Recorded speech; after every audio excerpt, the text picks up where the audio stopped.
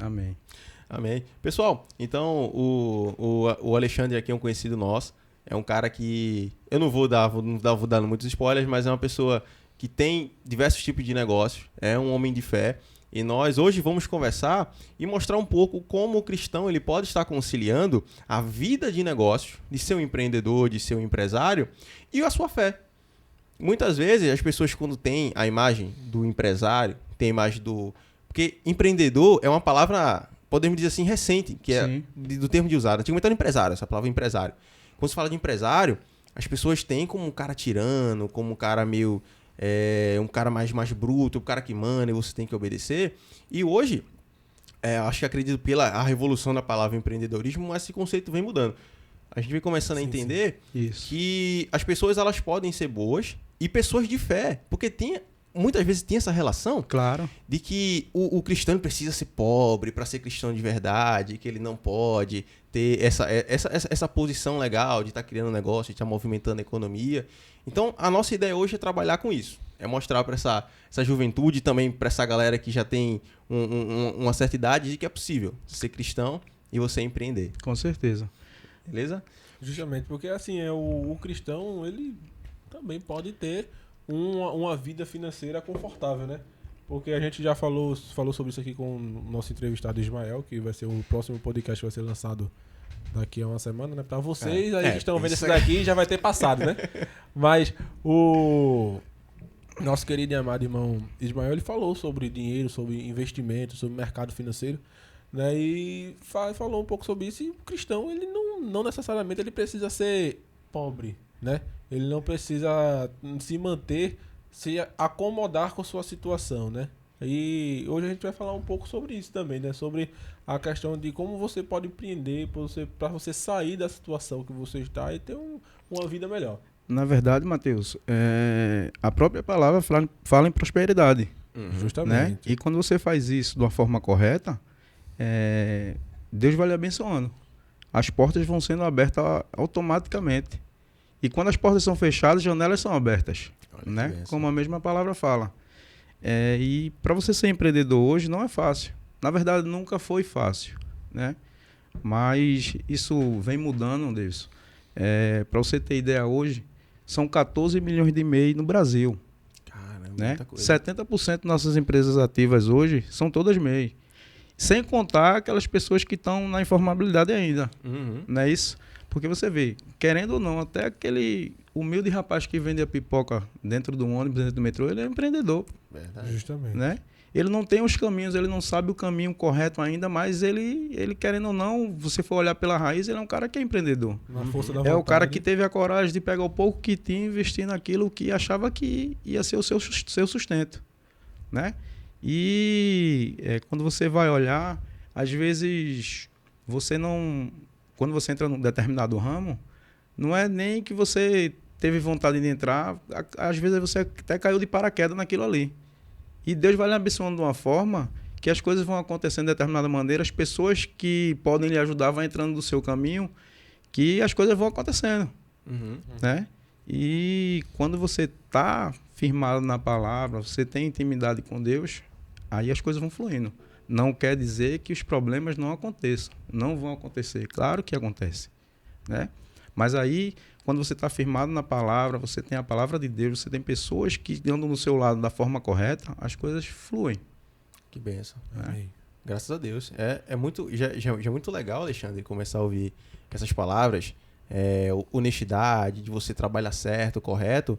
Porque eu acredito que isso é um ponto muito, muito, muito importante. Com E certeza. tem uns paradigmas absurdos que empresário ele é malvadão, essas coisas. A gente vai conversar sobre isso. Isso nem cabe mais hoje, Não pode. não é isso? Não dá? Então, é muito legal já ouvir a tua introdução falando dessa forma, falando sobre isso, porque já para mostrar para essa galera de hoje, que é possível. Pô, Sim. um cara que vende pipoca, um empreendedor? Com É certeza. sim, é sim. Claro. Que massa, que massa.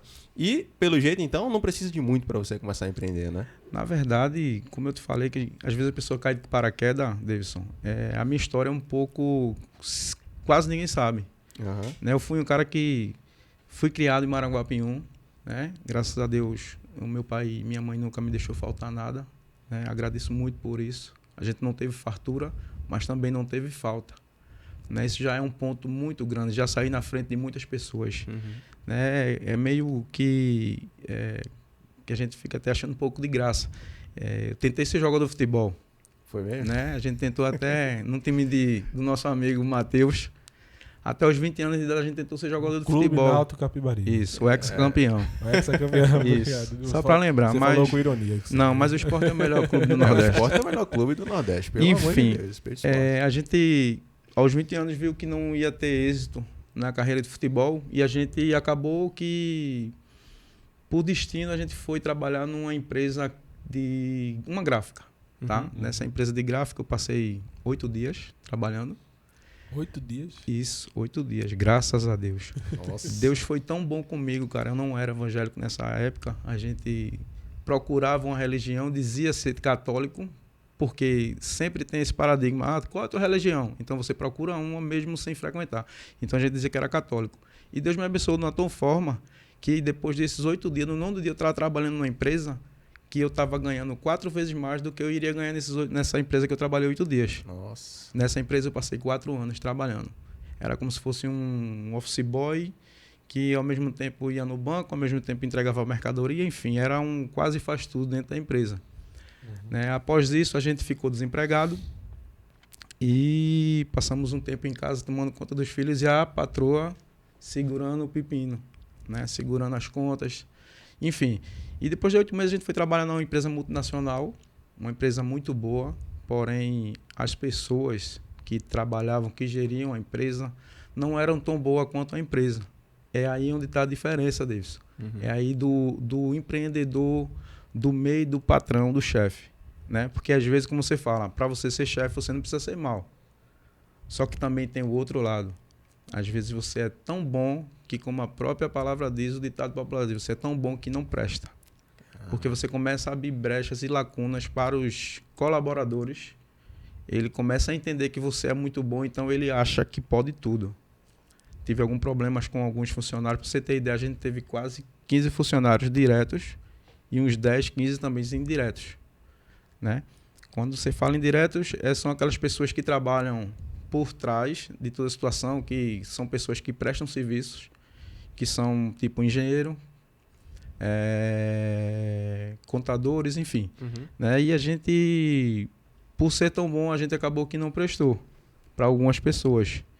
Porque, para você ter ideia, tinha funcionários que faltavam segundas e sexta-feiras, por motivos banais. E a gente foi segurando, enfim. Né? E você, às vezes você tem que puxar muito a orelha do camarada, do funcionário, do colaborador, porque às vezes sai da sua rédea. Né? E ele não tem pena do seu investimento. Ele quer saber do dele no final do mês. Pois é. Mas isso a gente vai aprendendo com o tempo, né? O tempo vai passando, a gente vai aprendendo a trabalhar com as pessoas e as coisas vão fluindo como tem que ser feito. Beleza, que bom. Tu tem alguma formação acadêmica? Então, é como eu falei, né? Meio que irônico como eu caí nesse ramo. Tentei ser jogador de futebol.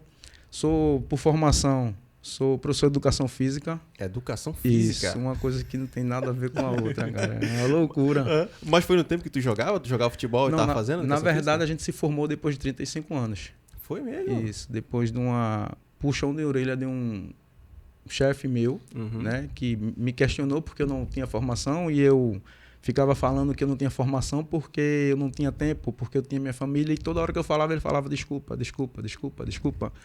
E ele me deu a oportunidade. É um camarada, foi quando eu trabalhei também num banco, tá? A gente passou 7 anos também num banco trabalhando. Esse camarada me deu a oportunidade de horários e nessa oportunidade de horários a gente se formou em educação física. Né? Uma coisa que a gente sempre tinha vontade, porém nunca teve coragem e também tempo. Né? Por conta de que a gente começou a família cedo. Para você ter ideia, eu e minha esposa, a gente se conhece há 30 anos. Temos 22 anos de casamento. Né? 8 anos de enrolação. Né? Quando ela escutar isso aí, ela vai. 8 anos de enrolação, então a gente está praticamente junto há 30 anos. Né? E graças a Deus tenho muito amor pela minha família. E voltando lá na formação, e de repente você cai de paraquedas num ramo que não tem nada a ver, que era construção. né? Hoje a gente deu um tempo por conta de algumas situações que vieram a acontecer nesses, tipo, 5, 6 anos. Quando a gente começou no ramo realmente de empreender, foi mais ou menos 2017, quando a gente, através dessa empresa que a gente trabalhou, essa multinacional, a gente fazia parte de um setor, que esse setor era o único setor na empresa no qual não recebia hora extra. E a gente trabalhava 14, 15 horas por dia. Nossa. Tá? A gente trabalhava 14, 15 horas por dia e era o único setor na empresa que a gente não recebia hora extra. Então, por direito nosso, a gente procurou os meios legais, recebemos uma indenização, né, desses 7 anos que foram trabalhados, e a gente resolveu pegar uma parte desse dinheiro e jogar num terreno, que foi Jaguaribe, um local que, graças a Deus, hoje eu devo muito, né? Tenho o meu comércio hoje local, tenho 2 empreendimentos aqui, que é a Casa Aurora, já vou fazendo lá já Fazendo merchan. já fazendo merchan, e tenho também minha galeria, né? No qual a gente tem 8 lojas e graças a Deus quase 90% alugadas.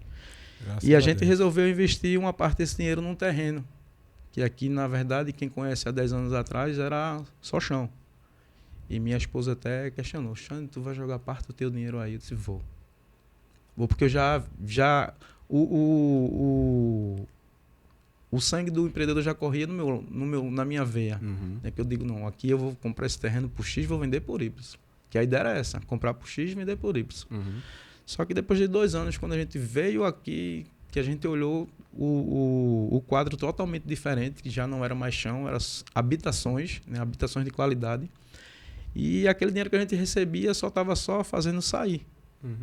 Né? Sair do bolso, e a gente resolveu o que tinha de restante a gente investir. E foi quando a gente construiu o Residencial Vitória. Foi um dos primeiros empreendimentos nossos. Com muito sacrifício, tá? Sacrifício demais. Raspando as contas, raspando o cartão de crédito, mas como o nome mesmo diz, a vitória chegou. Que massa. Né? Amém. E por coincidência, nessa época, Matheus, a gente não tinha conhecido, não tinha tido apresentação, não tinha tido um momento com Deus como era para ter. A partir do nosso terceiro empreendimento foi que a gente já conheceu a palavra propriamente dita, né? Junto lá com o pastor Leandro. A gente passou lá praticamente 5, 6 meses frequentando a igreja para poder se converter. Devo muito ao pastor Leandro, devo muito à Igreja Cristo Tema, porque lá é uma igreja diferente, né? A acostumada que a gente via, né? Uma igreja que não tem religiosidade, tá? Mas que prega muito pela palavra, né? Eu vi isso. A gente ama aquele lugar, a gente ama as pessoas que ali se fazem presente. E foi ali que a gente aprendeu e teve intimidade com Deus. Foi a partir do nosso terceiro empreendimento que foi que aconteceu, as coisas já começaram a mudar. No nosso terceiro empreendimento, que é o Sol da Toscana, que é logo lá na esquina, ali na frente, acredito que todo mundo... Aquele é seu? Não, foi nosso, né? A construção? Isso. Ah, legal. O Sol da Toscana. E ali a gente já começou a fazer a coisa como deveria ter sido feita. A gente já começou a apresentar a Deus. Quando terminamos a obra, a gente fez lá o culto de ação e graça, né? A gente apresentou o imóvel né, como tem que ser feito, né? Que, na verdade, quem nos deu a oportunidade de fazer aquilo tudo foi o nosso Deus, né? O Deus do qual a gente acredita, a gente crê. E dali para frente as coisas foram acontecendo, foram tendo outros empreendimentos e, na verdade, parece mentira, mas foi quando começaram a aparecer algumas pedras dentro dos sapatos. Mas a gente sempre firmado na palavra, porque a gente, quando é recém-convertido, né? A gente quer ir para frente, quer avançar, não quer parar, a gente acredita que vai dar certo. Quer arrancar no dente. Quer arrancar, quer ir na força, só que muitas vezes a gente quer ir na nossa força, Matheus. Justamente. E na nossa força a gente não move nem esse copo, É verdade. né? A gente não move nem esse copo. E às vezes quando a gente entrega tudo na mão de Deus, a gente sabe, como a palavra diz, move montanhas, né? E assim a gente vai fazendo, né? Sempre fui fazendo. Tem algumas histórias engraçadas e algumas histórias verídicas que acredito que dê tempo a gente falar, Davidson, né? Com certeza. Né? E assim a gente vai tocando.